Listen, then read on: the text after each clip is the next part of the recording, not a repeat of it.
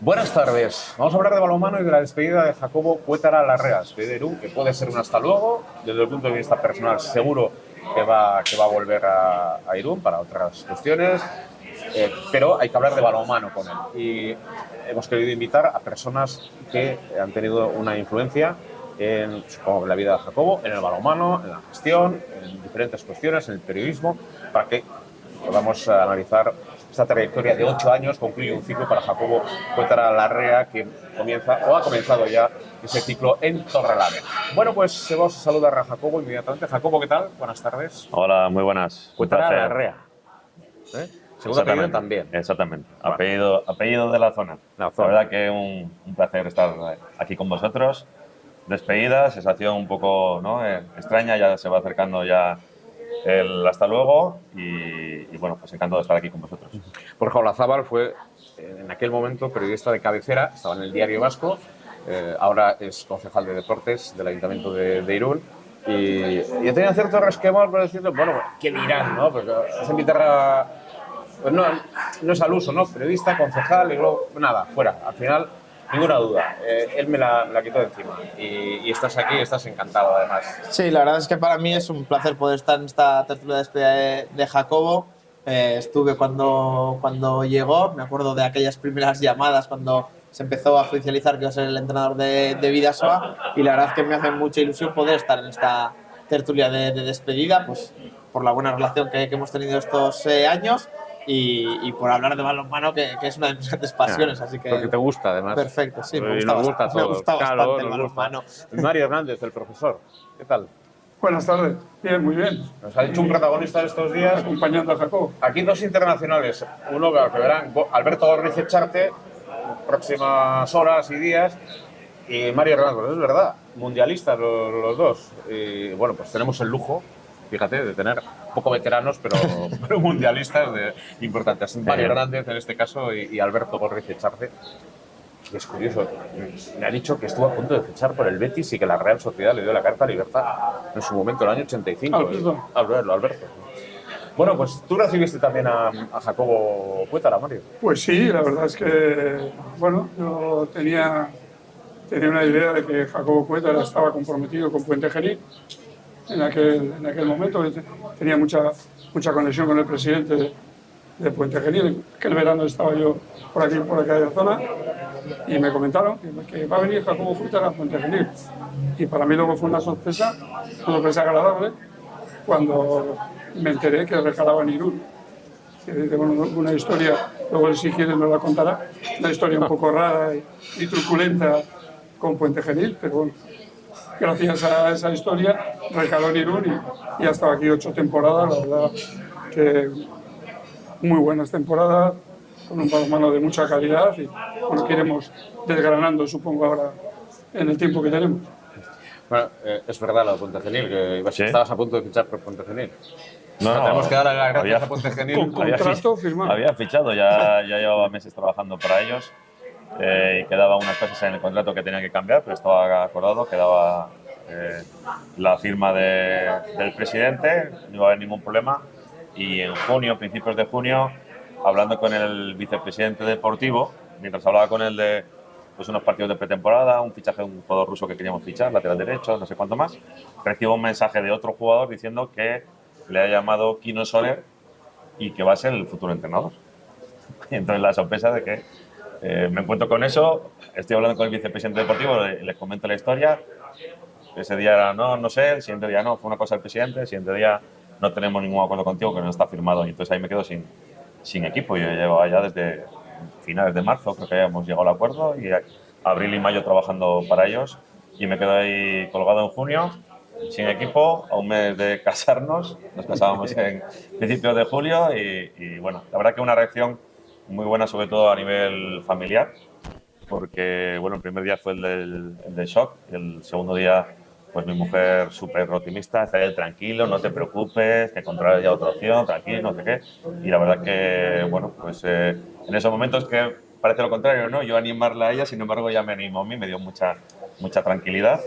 Y bueno, esas reacciones a nivel familiar pues también son muy importantes para un entrenador, lógicamente.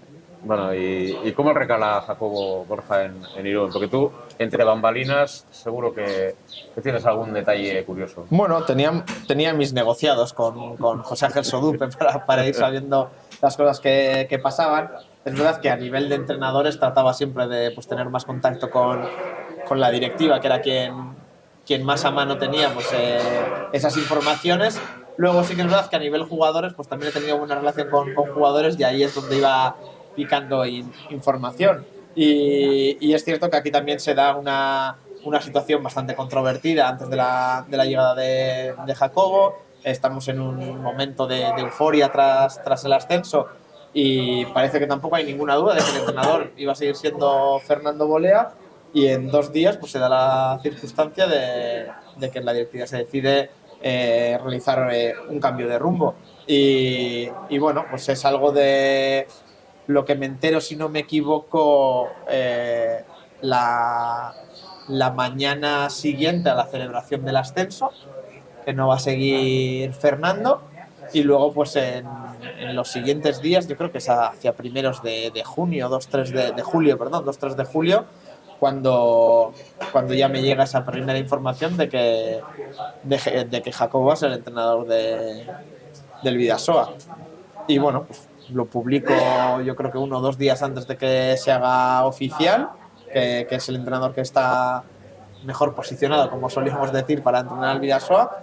Y bueno, y finalmente aquí llega. Y si no me equivoco, la primera llamada que yo te hago, Jacobo, estás en el hospital con no sé, algún no sé si estáis de viaje de novios o qué, pero creo que te pillo en un hospital o en un ambulatorio con alguna historia que tenías la primera vez que te llamo. En Oviedo, sí, me hiciste ahí un 3er grado. Y venga, y a preguntarlo, pero vas a ser tú, y venga, y vuelta, y otra vuelta, y otra vuelta. Oye, ¿quién te llama del Bidasoa? Iba a título de curiosidad, ¿eh? José Ángel. Ah, mira, aquí, el profesor ya sabía. No, hayamos tenido una reunión en Aranda, no sé si fue en abril, con Iñaki Emaldi. Mi representante, Iñaki Emaldi, y yo. Él iba a hacer una ruta en bici, no me acuerdo qué era, y hacía ahí parada. Y entonces, bueno, había varios proyectos que me interesaban. Yo siempre dije a mi representante que Bidasoa era uno de ellos, posiblemente por el que más potencial de crecimiento tenía, y él me decía, y si están en la B, no me importa que estén en B, pero el potencial que pueden tener de crecimiento es un poco lo que buscamos, ¿no? Luego al final firmamos antes con Puente Genil, antes de esa reunión incluso. Lo que pasa es que en esa reunión, bueno, pues quedamos para hablar de proyectos, para hablar de balonmano. Las dos partes nos gustó mucho la conversación, pero al final de la conversación yo le dije, ha sido muy agradable todo, pero que sepas que yo ya he dado la palabra a otro club. Siempre recuerdo esa reacción de un señor, ¿no? De él, oye, la conversación ha sido muy interesante para mí, y oye, un placer y muchas gracias por todo el conocimiento y lo que hemos hablado, y oye, un señor por decírmelo claramente, no andar jugando, ¿no? Lo que pasa que, bueno, pues las vueltas que da la vida y luego surge la opción. Yo había dado mi palabra, al revés, y sí, luego como Aitor Zulaika estos días con el Real. Surge la opción, ¿no? Surge la opción. Así que, bueno, las vueltas que da la vida. Como Aitor Zulaika decía, estos días a la reunión, que ha sido una de las noticias de esta semana, y bueno, pues palabra, y al final, pues las circunstancias. ¿Qué aporta de fresco en aquel momento Mario, Borja, Jacobo Cuétara al Bidasoa y a su estructura? Bueno, yo creo que su llegada coincidió un poquito con la movida que hubo con Fernando Bolea.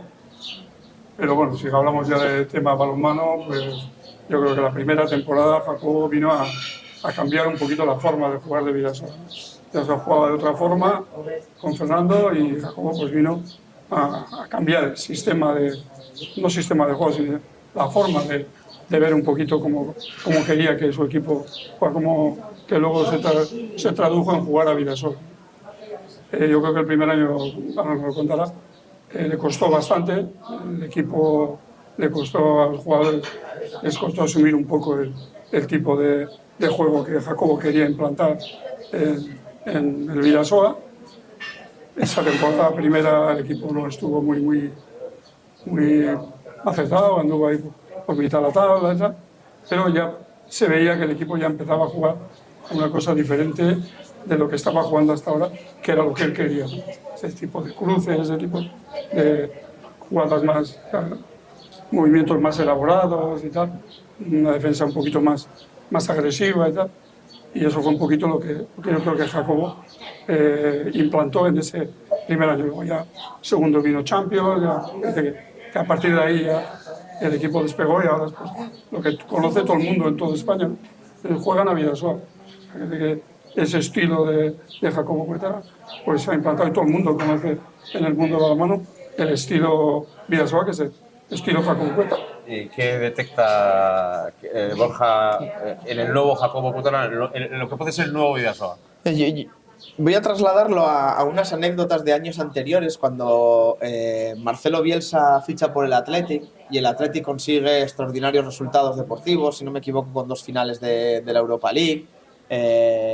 Y yo recuerdo, con relación que también tenía con algunos jugadores del Athletic, que hablaban de la exigencia, del cambio que había dado Marcelo Bielsa en el Athletic a base de la exigencia. No profesionalización en ese caso, porque ya el Athletic lógicamente un club muy profesional, pero sí ese paso de más en los entrenamientos, ese paso de más en el compromiso, que al final hizo que los jugadores del Athletic pues llegaran a mostrar un nivel que hacía años que no conseguían. Y yo recuerdo también conversaciones similares con jugadores de Vidasoa que hablaban de ese cambio de chip, no solo impuesto o traído por Jacobo, sino también de tendencia en el club, ¿no? Es que no voy a poder trabajar por las mañanas y luego solo entrenar por la tarde porque va a haber dobles sesiones, porque Jacobo quiere que quien está jugando en Vidasoa esté solo jugando a balonmano, que sea profesional, que se cuide, que toda su mente esté con el foco puesto en el balonmano. Y sí que es verdad que eso llega como una sorpresa, como algo nuevo, como algo que a veces se coge como un cambio fuerte para más exigencia, más trabajo, más entrenamiento, más dureza y tiene un primer momento que provoca, no rechazo, ¿no? Pero sí esa sensación de bueno, van a cambiar mucho las cosas aquí, pero luego eso lógicamente, pues como pasó con Bielsa en el Athletic, acaba teniendo unos resultados que dan la razón a Jacobo, no solo en el sistema que empieza a implantar, sino también en la manera que todos teníamos que entender de lo que debía ser un equipo de balonmano profesional si quería llegar a cotas más altas que a estar o en la B o luchando por la permanencia. ¿Cómo eran aquellos primeros momentos, Jacobo? Bueno, complejos. Yo creo que en la línea que dice Borja, ¿no? Que sea independiente de entrenadores. Es un tema de proyecto y había que cambiar a un proyecto pues, de implicación profesional, con exigencia máxima y además posiblemente sin una progresión por impacto, directamente desde el principio. Y eso, bueno, los cambios siempre son traumáticos. Hay que luego demostrar que da rendimiento. Me acuerdo una vez un jugador que me decía, no sé para qué entrenamos tanto, si luego nos van a no sé qué club, no voy a decir el club, que entrena solo por las tardes, ¿no? Bueno, evidentemente, pero todo lleva su tiempo, pero había que, bueno, también me fichan para eso, ¿no? Para hacer ese cambio al proyecto deportivo, algo profesional, que vaya creciendo, ir superándose.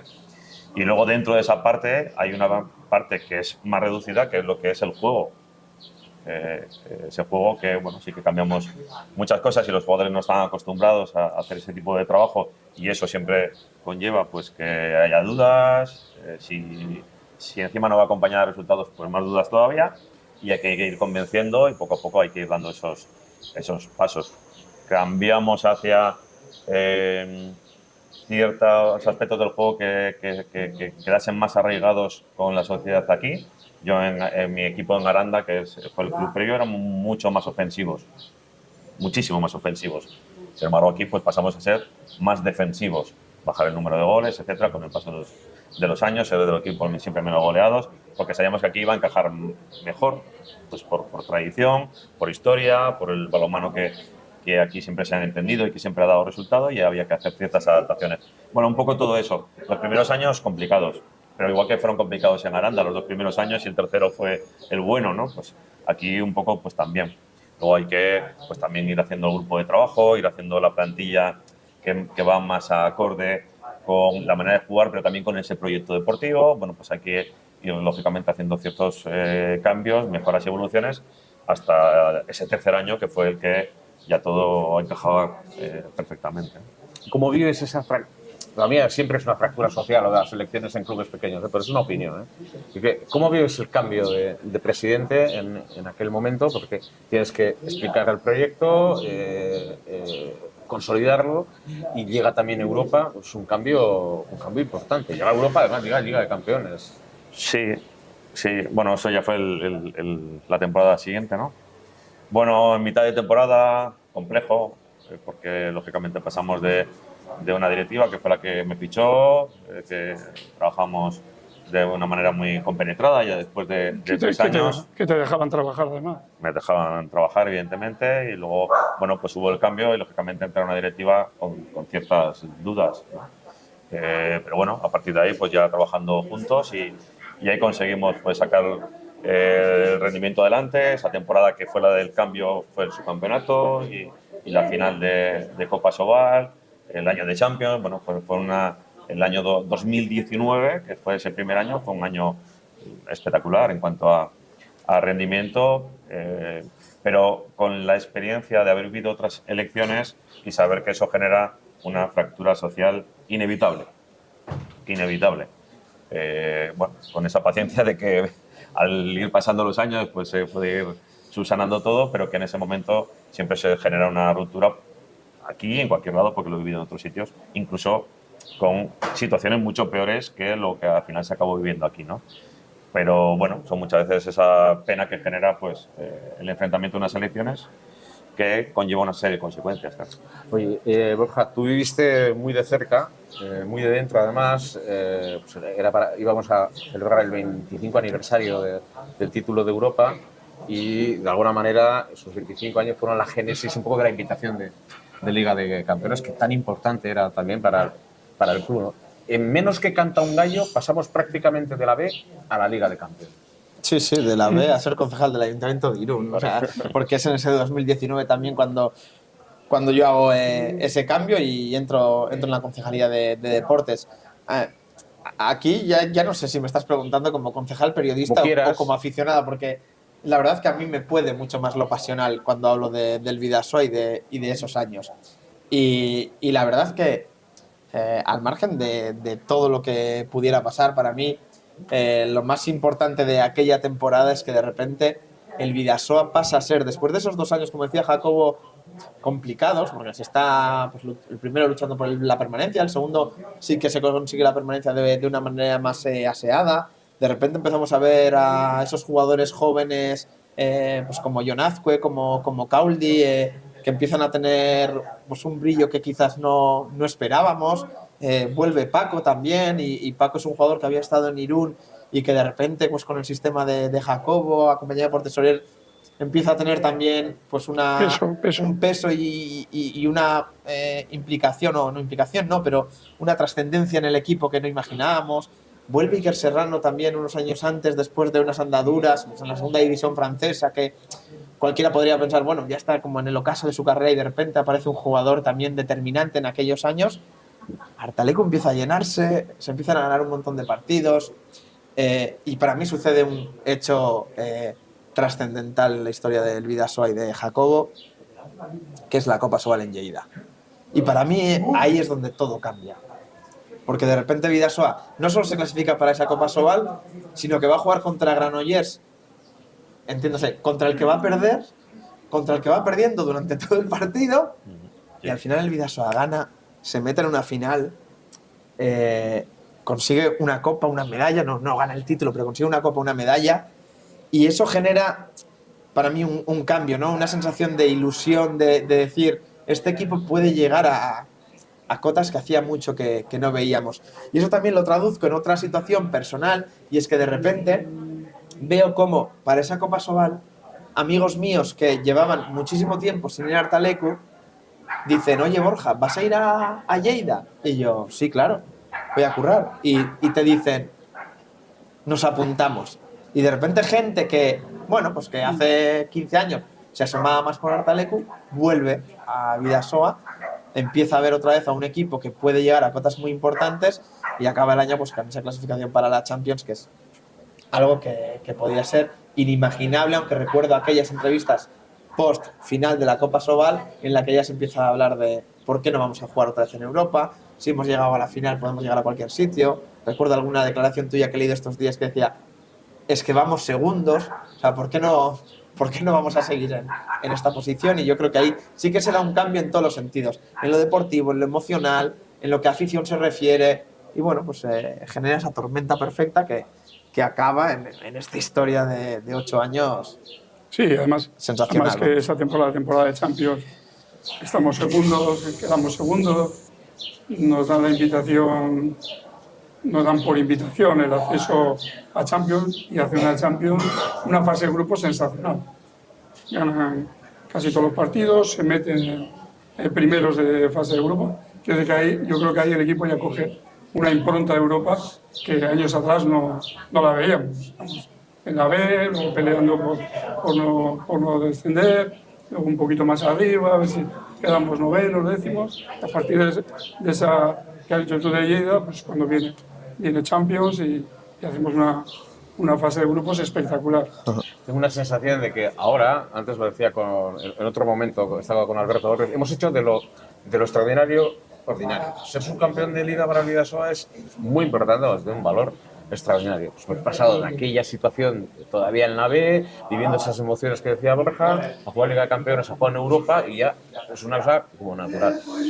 Que lo explique un entrenador de alto nivel, que lo expliquen nuestros interlocutores. Esto no es fácil. No, mira, esta semana hablaba con Rafa Guijosa y a raíz de su etapa en la Demar comentábamos que, bueno, en estos últimos 6 años nosotros hemos conseguido 3 subcampeonatos. No hemos conseguido repetir ninguno seguido, pero hemos conseguido 3 de los últimos 6. Ningún otro equipo ha repetido de los otros 3 años que quedan, un año Cuenca, uno Granollers y uno Demar, que fue el que se paró por la pandemia, ¿no? Y comentábamos que en su época él consiguió varios seguidos justo antes de este ciclo nuestro. La dificultad que es conseguir repetir el éxito, por ejemplo, de un subcampeonato. Yo creo que también en aquella fase que estábamos comentando fue muy rápida el crecimiento. O sea, parecía que no conseguíamos algo y ya estamos con lo siguiente, no llegábamos ni a saborear, ¿no? Me acuerdo un enfado que cogí cuando teníamos la posibilidad matemática de conseguir la clasificación europea y empatamos aquí y no pudimos conseguirlo en casa. Y yo quería celebrar la competición europea. No podía ser que estuviésemos sin celebrar ese momento después de tantísimos años sin clasificarnos, ¿no? Había que saborearlo. No podía ser que, oye, nos clasificamos, mira qué bien. Hombre, mira qué bien, ¿no? Y al final lo vimos, que estuvimos ahí cenando, viendo el partido, que era un Granollers Barcelona, un miércoles. Lo celebramos en la calle, pero había que celebrarlo sí o sí, ¿no? La pena era no poder haberlo celebrado en casa porque empatamos contra Guadalajara, si no recuerdo mal, pero celebrarlo en equipo, nosotros, y como merecía. Pero claro, es que de repente estamos ganando en Logroño y conseguimos el subcampeonato. Y optamos a la Champions, y nos cogen en Champions. Y vamos a Champions, ¿no? Y ganamos sin parar y tal. Bueno, al final es como muy, muy seguido, por unos pocos meses, pero fue un crecimiento y luego ahí ya nos quedamos. Y el quedarse, que es un poco la pregunta, ahí tiene mucho mérito, porque durante tanto tiempo se van superando otra serie de objetivos, que aquello se va conseguido con una plantilla determinada, luego la plantilla lógicamente se va cambiando, en esta última temporada con gente tan joven, sacados muchos desde abajo. Bueno, pues son distintos objetivos de mantenerse arriba que, bueno, van añadiendo también una dificultad. Tú jugaste el primer partido que disputó el Bidasoa en Europa en Gañí. Gañí y Bidasoa. O sea, estamos hablando con Mario Hernández, que volvía al Bidasoa. De Alicante. Fíjate desde entonces la trayectoria en Europa que ha tenido el Bidasoa, lo que suponía eso, ¿no? Pues yo insisto en que hacemos a veces de lo extraordinario algo ordinario y hay que tener cuidado con eso, hay que saber cuidar eso. Tengo una sensación que no se ha sabido cuidar ese tipo de detalle, ¿no? Es una sensación, igual mi opinión no vale para nada en ese sentido. No, sí, está claro. Que acaba de decir a Jacobo. El hecho de mantener al equipo siempre ahí en primera fila de la competición y sobre todo en Europa, pues es muy difícil. Yo creo que cualquiera que entienda un poquito balonmano sabe que no es fácil. Y además, durante esos años se ha ido gente muy importante del equipo. Se ha ido Azcue, se ha ido Cauli, se ha ido Tom Tesorier, se ha ido Paco Bartes, se ha ido El Quillo. Es decir, que se ha ido gente muy importante dentro del club, que esos eran los que estaban manteniendo el equipo en esas competiciones. Sin embargo, Jacobo ha tenido la suficiente capacidad, la suficiente buena vista o buen tono para seguir manteniendo el equipo. Hay siempre con opciones de entrar en Europa, ¿no? Algún año no hemos entrado, pero siempre ha tenido la opción de entrar en Europa y hacer todo eso con un cambio tan importante de jugador. Pues sabíamos que las estrellas de Vidasoa eran Cauli y Azcue. Lo teníamos todos muy claros, todos los aficionados, y de repente desaparecen. Y este señor es capaz, echando otro tipo de gente, metiendo gente joven, como acaba de decir Jacobo, mantener al equipo ahí con opciones de ser segundo. Y de hecho, ser segundo, como este año, y siempre con opciones de entrar en Europa. Algún año se nos escapó, pero por un punto, por 2 puntos. Quiere decir que el que piense que todo esto es fácil, pues es un poquito necio, ¿no? Tenemos poco tiempo ya. No es fácil para nada. Porque tenemos poco tiempo, podemos hablar una hora y media y todo lo demás. No sé si alguien está esperando que la pregunta del millón la haga yo, ¿por qué se va Jacobo? Pero si se producen un montón de circunstancias y al final estás en Torrelavega. Ahí lo dejo. Bueno, es fácil, es una no renovación. Luego están las causas, ¿no? Pero las causas ya no lo tengo que contestar yo. Es una no renovación. La verdad que nosotros estamos, como ya he dicho muchas veces, muy contentos, muy felices. Bueno, los entrenadores tenemos que aceptar, nuestras familias sobre todo, que seamos nómadas. Yo lógicamente no me puedo quejar de haber estado 12 años en el Ademar, 3 en Aranda, 8 aquí, 8 temporadas, en un ciclo muy bonito que me ha hecho crecer muchísimo como entrenador, que ha hecho crecer mi prestigio como entrenador, y hay que aceptar que en un momento determinado pues no cuenten con uno y hay que buscar el futuro, y a partir de ahí pues hay que darle la vuelta, ilusionarse con el futuro. Estamos muy ilusionados, y a la vez pues la tristeza lógica que te genera pues tener que irte, además con tanto aprecio de la gente, que me lo voy a llevar de por vida ese recuerdo, pero que a la vez hace pues que tengas más tristeza. No hay más, hay que aceptarlo y seguir mirando hacia adelante. Claro. Pues con toda la libertad del mundo y hay que respetar la libertad, pero bueno. Esa pregunta solo la podías hacer tú. Claro. Claro. Ahora mismo eres aquí el periodista. Claro.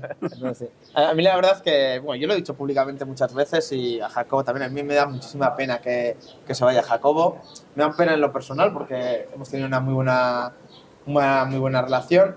Y si me abstraigo de lo personal, me da mucha pena en lo deportivo, porque es verdad que todos hemos hablado toda la vida de Juancho Villarreal como el gran entrenador que ha tenido siempre Bidasoa, el que consiguió los grandes títulos, pero si quitamos esa fase de la historia del club, que no se puede quitar, ¿no? Pero si nos olvidamos de esa fase, la dejamos a un lado, mejor dicho, Jacobo Cuétara es el entrenador que mejores resultados ha conseguido en la historia del Club Deportivo Bidasoa.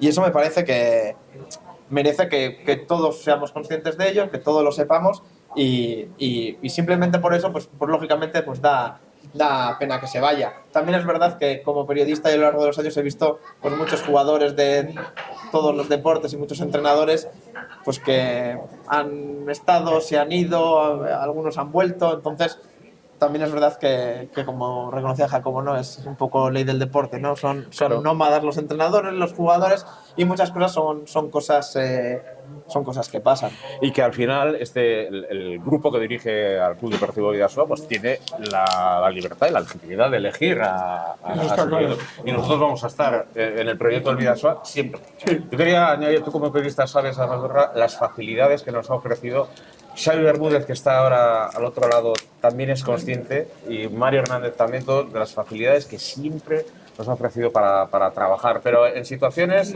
inverosímiles. No sé si vamos a estar en el nuevo proyecto de Bidasoa estaremos, con tan buena sintonía como con Sí, yo creo que sí, Jacobo, también. ¿no? Que al final somos no lo sabemos de momento, no lo sabemos. Bueno, el día de la presentación, pues bueno, hubo una sintonía.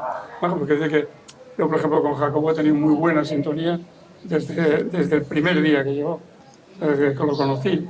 Hemos hablado muchísimo durante estos 8 años, le he intentado ayudar todo lo que podía ayudar, incluso con gente que me ha preguntado por fichajes y tal. Desde que esa sintonía que ha habido con Jacobo, es que yo no recuerdo, estamos hablando de Juancho Villarreal, que es verdad que ha sido el entrenador del Villarreal, pero yo no recuerdo cuando estaba Juancho Villarreal 3 o 4 partidos seguidos coreando su nombre todo el talento entero. Es que no lo recuerdo. Y eso solo lo he vivido con Jacobo.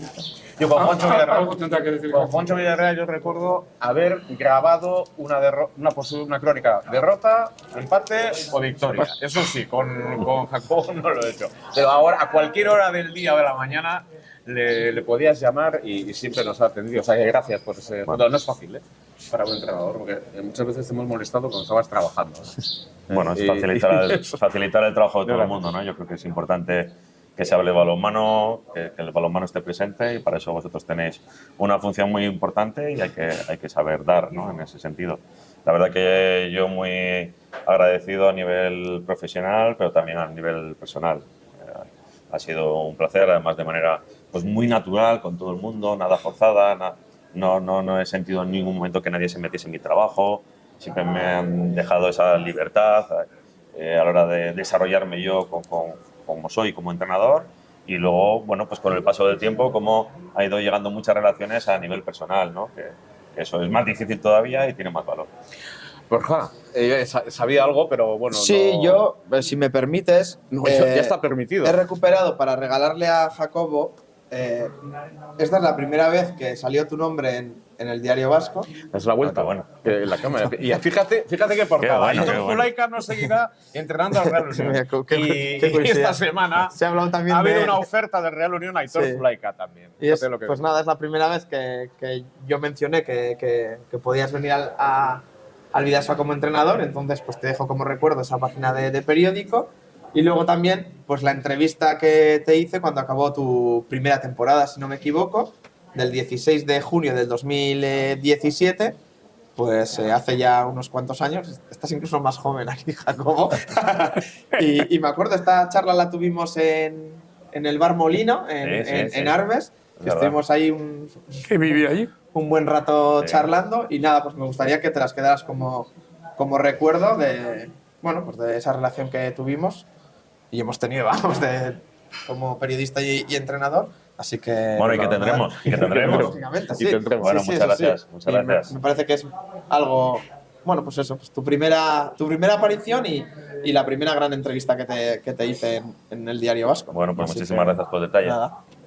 Bueno, pues gracias, Borja, con Borja y con nosotros por haber estado aquí en esta casa. Ahora toca nuevo tiempo, el Vidasoa tiene que seguir avanzando como ha seguido avanzando en la historia. Finaliza un ciclo. Jacobo, muchas gracias, de verdad, por habernos acompañado e ilustrado muchas veces, porque nos has ofrecido también muchas masterclass para sacarnos de dudas.